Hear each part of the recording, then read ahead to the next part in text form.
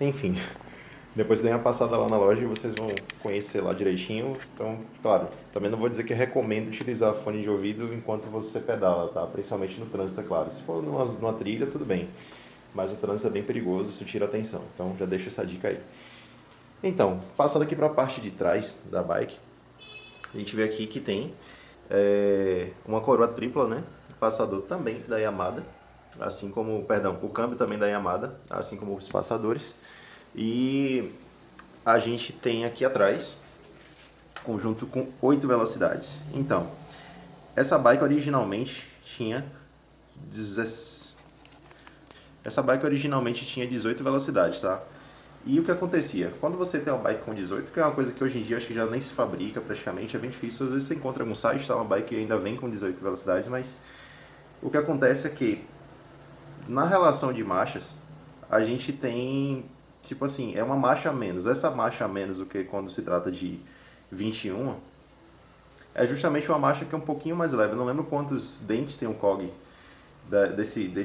dessa marcha específica que eu estou citando, mas eu sei que aconteceram situações comigo que eu queria colocar uma marcha só um pouquinho mais leve, mas eu não conseguia, por conta de que eu tinha só 6 velocidades.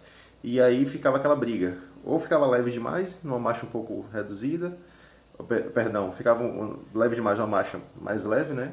Ou ficava muito pesado numa marcha mais reduzida, então, enfim, ficava sempre aquela briga. Perdão se eu estou falando o contrário, tá? Na verdade, eu não costumo falar marcha reduzida como eu escuto muito nos vídeos. Na verdade, eu sempre penso marcha leve, parte de cima. Marcha mais pesada, parte de baixo. De cima, quanto mais leve, mais lento. De baixo, quanto mais pesada, mais rápido. Eu sempre raciocinei assim, entende? Então, perdão aí se eu estou citando o nome reduzido de forma errada. Mas eu acho que vocês me entenderam. Então, só que em vez de passar para uma catraca de 7 velocidades, eu resolvi procurar uma de 8. Pesquisei até de 9, 10, só que aí eu percebi que eu entraria no ramo de cassete. E eu não estava afim de gastar tanto, porque sinceramente eu não vi razão para chegar ao ponto de trocar para cassete. Ah, mas é mais moderno, é mais fácil na hora de trocar. Cara, quantas vezes vocês trocam a catraca ou cassete de vocês? Porque, sério, durante a minha vida, tudo bem que eu não rodei como realmente um atleta, né? Um ciclista. Mas eu não me recordo, acho que só foi uma única vez que foi necessário trocar a catraca da minha bicicleta, sendo que ela tá comigo desde 2006, cara. Então são 16 anos comigo, né? Muito tempo. Então, mesmo assim eu penso, caramba, por que que o pessoal, mas é mais leve, não sei o quê. Na verdade eu até vi o Edu Capivara do canal Pedaleria, com certeza vocês conhecem, falando dessa questão de que o peso, na verdade, quando monta o conjunto de cassete, catraca, cassete e tal, o peso fica aqui igual, fica a mesma coisa. Então, nesse quesito eu já não entendo. Na frente, eu sei que o pessoal tende a colocar hoje em dia uma única catraca, né? Uma única coroa, aliás. Só que com também a intenção de redução de peso e aí enche a parte de trás de marchas. O que sai muito caro. Então, assim, eu queria disputar realmente com alguém que tem aí sua bike Aro 29, com um cassete de umas 11 marchas, 10 marchas, e com uma coroa na frente aqui de umas, acho que é 44, né? Geralmente o que estão usando aí hoje em dia, 36 talvez, não sei bem.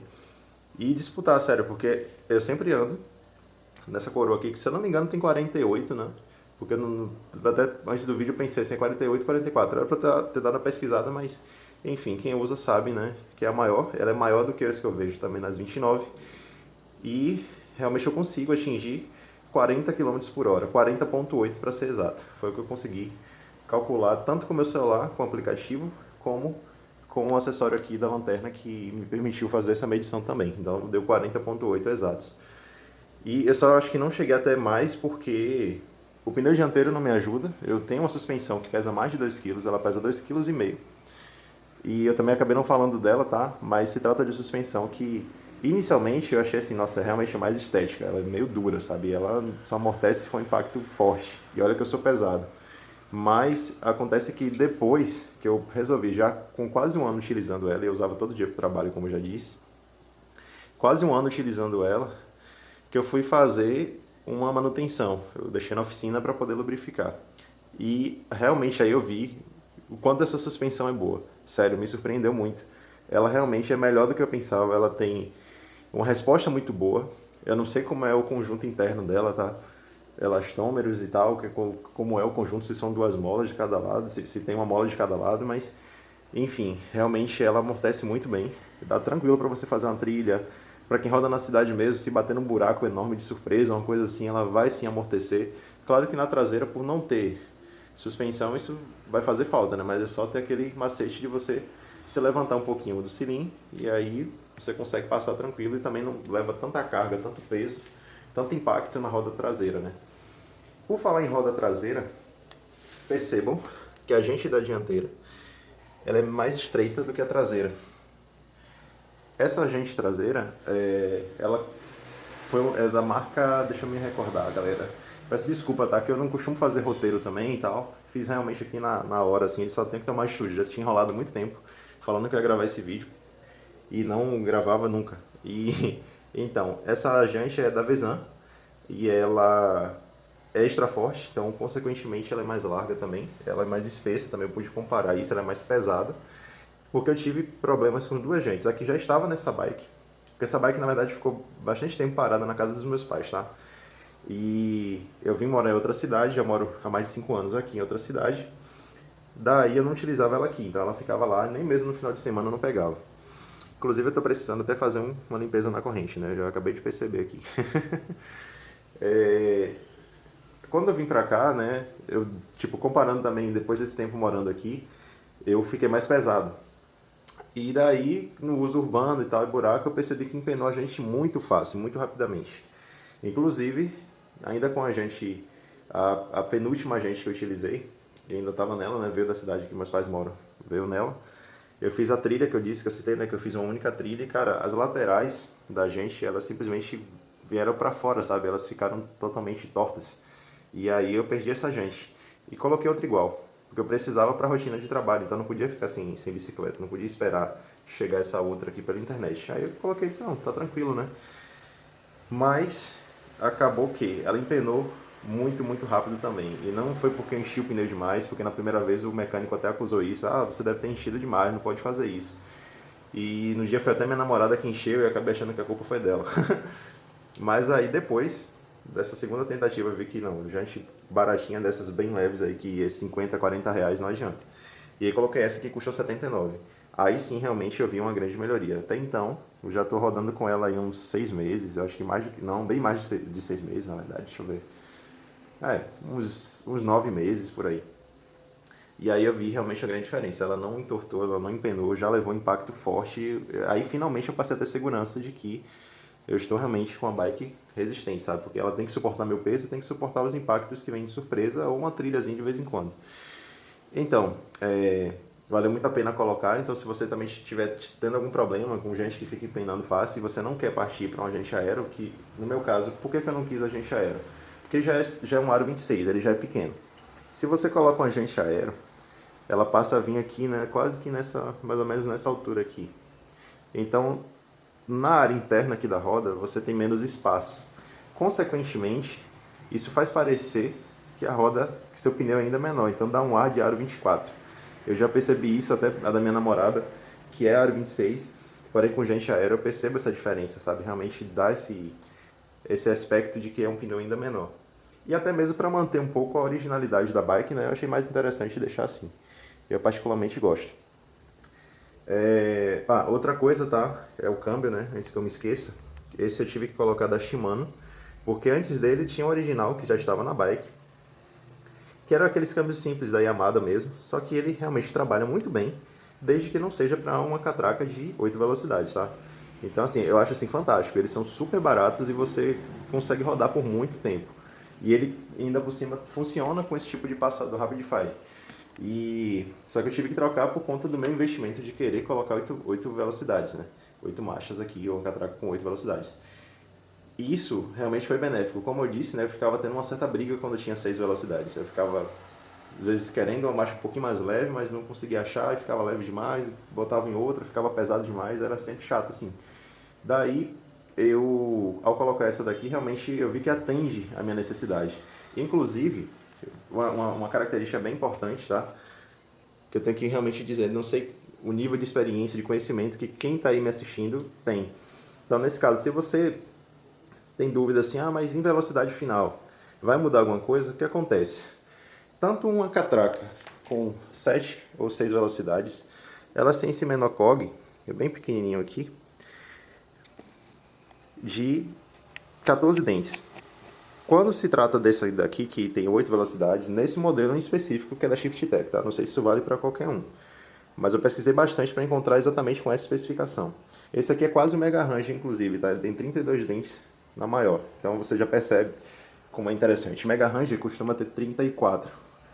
Tem modelos que eu já vi com 36 também da ShiftTech. Acho que o de 34 é da Shimano, é isso mesmo.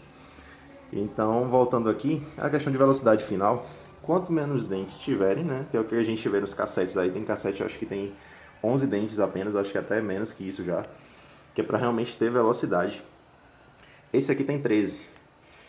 O que eu tinha de 6 velocidades eram 14. Os de 7 também são 14. Então, pense, você deve achar, mas é um dente só a menos, Gabriel. Isso muda o quê? Muda, acredite. Você sente, até porque o penúltimo é de 14 e o outro ali é 13. Então você vê que já tem uma redução grande no tamanho. E quando você está pedalando e você está ali achando que já chegou na última marcha, e você dá mais um toque e cai na última marcha, cara, você sente um peso de uma forma assim, sabe? Mesmo você já estando ali a 30 e poucos quilômetros por hora. Mesmo assim, quando você coloca ela, você sente um peso muito grande. E, cara, isso é fantástico, porque você sente a velocidade aumentar, desde que você tenha perna para conseguir empurrar. Porque, sério, você vai sentir uma diferença enorme. Vale a pena, sim. Eu gostei muito desse câmbio, dessa catraca. É sempre confuso para mim falar muitos nomes, até porque eu não sou mecânico, eu não trabalho com bicicleta. Então agora é a primeira vez, eu nem fiz outros vídeos, sabe? Para poder treinar primeiro, então me desculpem aí por gaguejar e confundir os nomes. Isso sempre acontece comigo, mas enfim, eu precisei colocar um câmbio que conseguisse atender todas essas marchas. Na verdade, esse Shimano aqui, ele não foi feito para 8 velocidades, foi feito para 7. Mas o mecânico já tinha dito, não, mas tem muito câmbio aí que funciona muito bem com 8 velocidades, mesmo tenha sido feito para 7, porque a questão é que ele consiga alcançar, né? E ele tenha a troca ali, né? O espaço de uma marcha para outra, ele seja bem preciso. Ele tem um ajuste de tensão aqui, tem esse parafuso que ajusta a tensão. Ele não é tão, assim, sabe, já vi câmbios aí que é absurdamente tenso, sabe, que ele mantém a corrente bem esticada, mas nunca me ocorreu da corrente cair em nenhuma situação. O que ocorre comigo, talvez seja algum empeno aqui na coroa, é que quando eu tô nessa daqui do meio, acaba que tem alguma, acho que por conta da torção que causa, né, tem algumas marchas que acaba dando uma certa embolada, sabe, você sente a corrente daquela, parece que vai travar um pouco assim, dá aquela embolada como se fosse pular uma marcha e volta. Isso só acontece quando eu tô nessa daqui do meio, mas eu acho que pode ser uma questão de alinhamento mesmo, inclusive, com esse câmbio aqui, pelo menos, na verdade isso já era original, tá? Essa coroa já era dela, na parte dianteira aqui não houve modificação nenhuma. Mas eu não consigo colocar na marcha mais leve, que é na coroa de tamanho menor aqui, que a gente tem. E isso, já me disseram, olha, você tem que colocar algum tipo de espaçador, né? Algo que faça com que a coroa chegue um pouco mais para fora, já que o câmbio consegue empurrar mais para fora e não tanto para dentro. Então, às vezes, para que eu consiga colocar essa de tamanho menor, colocar nela, eu preciso empurrar com a mão mesmo, sabe? Mas nas minhas situações eu nunca preciso colocar nessa marcha, sabe? Ficaria absurdamente leve, combinado aqui com o cog de 32 dentes. Então seria para uma situação de uma subida muito, mas muito íngreme. O que é péssimo, sabe, fazer subidas muito íngremes, porque você perde muita estabilidade na parte dianteira. No meu caso, principalmente pela bike ser curta. Ela não dá mesmo para poder fazer uma subida muito íngreme, ainda mais que a sela, você vê que o selim, né, fica bem alto por conta da minha altura, então tive que colocar ele bem lá em cima. Eu já tô até cansado, tá, gente? É muita coisa para falar. Vou dar um pequeno corte no vídeo, inclusive. Então, mesmo colocando uma suspensão que é muito pesada, ainda assim eu tenho dificuldade na hora que eu vou fazer subidas muito íngremes. Então, ainda que seja rara a situação, mas mesmo com tanto peso na frente, ainda assim tende a empinar a bike quando eu faço uma subida muito forte. Então, de um jeito ou de outro, não é uma coisa que eu tenho necessidade de estar utilizando aquela menor coroa ali. Outra coisa que eu tenho para dizer é também com uma dica, tá? Com a borda, na verdade não foi com essa jante, tá? Foi com outra que eu utilizei, com a anterior. Ela acabou cortando a borda do pneu. Então, não sei se vocês já perceberam ali no vídeo, mas tem uma fita isolante em volta de toda a borda ali do aro, da jante. Isso foi feito exatamente para evitar que ocorresse algum outro corte. Mas o que acontece? O pneu que eu estava utilizando por um tempo, no tempo que eu estava com a outra jante, era o Levorin Praiano. E o Praiano, realmente, ele tem as bordas muito, muito finas. Eu acabei também não comentando o pneu traseiro que eu utilizo e vou comentar agora, né? Eu estou utilizando o pneu de medida 2.10 da Simborg. Eu não lembro o modelo exato dele, eu acho que é o Fox alguma coisa, eu acho que o nome até já se apagou. Mas se trata de um pneu muito bom. Ele tem cravos mais juntos, não é espaçado como o da roda dianteira. Por ser mais junto, ele tem menos arrasto, sabe, quando você pedala. Isso não entrava muito na minha cabeça, depois eu entendi como é a lógica, mas também é meio difícil de explicar. Mas entenda, quanto mais espaçado for os cravos do seu pneu, isso faz com que a rolagem não seja tão suave, né? Que ele vai meio que pulando ali de cravo em cravo, por assim dizer, sabe? Então ele não faz uma rolagem tão linear, né? Tão perfeitinha, tão sem trepidação. Então, colocar um pneu assim é benéfico. Claro que eu não estou combinando da maneira correta, né? Eu teria que estar com o pneu dianteiro do mesmo jeito. Mas, de qualquer forma, eu acho que isso é muito sério. É uma coisa que toda vez que eu pensava em gravar um vídeo, eu pensava, eu tenho que dizer isso. Eu vejo muita gente que pensa muito na questão de bikes sempre leves, né? A estrutura do quadro leve, a suspensão leve, o mínimo de acessório possível e coisa e tal. Só que, cara, se você quer realmente exercitar suas pernas, você realmente deveria partir para algo mais pesado. Então, por isso que eu faço questão de manter como ela está. Eu gosto da ideia, tipo assim, do que adianta eu querer sair de noite e ter que rodar 40, 50 quilômetros para dizer, agora sim eu tô cansado. Sendo que se eu ando com uma bike mais pesada, eu rodo 20 quilômetros e vai ser muito suficiente para me deixar cansado e sentir, poxa, eu trabalhei minhas pernas, sabe? As minhas coxas, os meus músculos. Então, sério, isso para mim vai do interesse de cada um, né? Do gosto de cada um, mas sério, é muito bom quando você tem uma bike mais pesada. Então não vejo razão para ter uma busca em redução de peso, em alívio o tempo todo, sabe? Eu acho que é bem interessante se você quer realmente, até mesmo para ganho de massa muscular, se você já faz academia, qualquer coisa assim, isso vai manter seus músculos mais aquecidos se você anda numa bike mais pesada. E cara, a gente vê sempre falar, né, fazem piada com isso, de gente aí que numa bike Monarch que está carregando galão de água ou botijão de gás, seja o que for, e que consegue ultrapassar um pelotão ali de ciclistas. Então, isso prova, né, que é questão de preparo. Não é a questão de você se desempenhar bem, de você se desenvolver na bike, não é o quanto ela é mais leve, não é também o quanto de marcha ela tem. É questão de que você precisa ter pernas que consigam dar conta daquilo que você está carregando, que é o peso da bike, o seu peso, ou o tipo de ladeira que você enfrenta na sua trilha, seja o que for. Então é essa dica também que eu deixo, tá, galera? Então não me venham falar, Gabriel, sua suspensão é super pesada, cara, tua bike é uma carroça, não sei o que, cara. Andar 40,8 por hora, pra mim já é muito. E na cidade, como é o que eu sempre faço, né, que eu ando na cidade, é muito mais do que o suficiente, porque toda hora vai ter uma rua ali que tá saindo um carro e tal, e aí você toma aquele susto, né? Você tá ali correndo muito, uma coisa é você tá numa moto e tal, que ela que tá levando você, mas na bike, quando você tá na velocidade dessa, é todo um trabalho ali e você fica tenso, porque você está forçando muito, você está pedalando usando a força do seu corpo. Você sabe que isso está gerando muita força, muita pressão na corrente, na catraca, no cubo. Então, sério, é todo um conjunto ali, numa velocidade alta, para o que é uma bicicleta, né? Geralmente a média que eu ando na cidade, em velocidade que eu considero normal, é 24 e 25 km por hora. Então tá a 40 por hora realmente é para pouquíssimas ocasiões, só mesmo foi mais uma questão de bater o recorde pessoal. Mas então, vamos lá. O que mais eu tenho para dizer? Aqui na parte de trás, vocês vão ver que tem uma espécie de adaptação, tá? Um tipo de paralama, que na verdade são dois, tá? Que eu uni. Eu prendi ali no meio, vocês podem ver que tem um parafuso ali no centro, que eu coloquei para unir essas duas peças. Ele tá até com um desgaste aqui na parte do meio. Isso aqui foi acidental, tá? Foi por conta da frequência de chuva que tinha aqui na cidade.